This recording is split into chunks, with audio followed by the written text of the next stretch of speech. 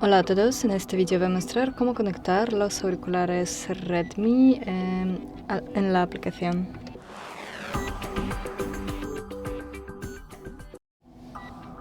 Los auriculares ya deben estar conectados al teléfono. Descargamos la aplicación Xiaomi Buds.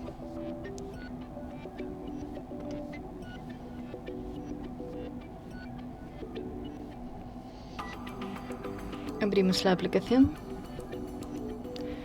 otorgamos algunos permisos, seleccionamos región, tocamos añadir auriculares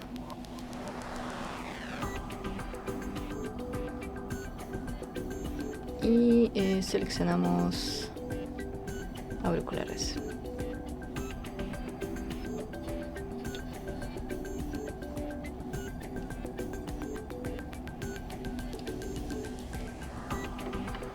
Activamos el modo de emparejamiento.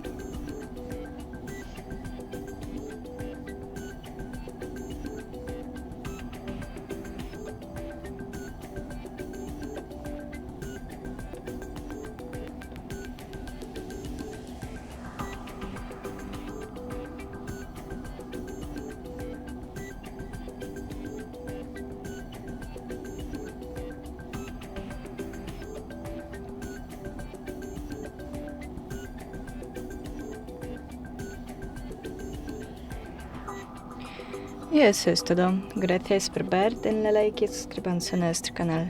Adiós.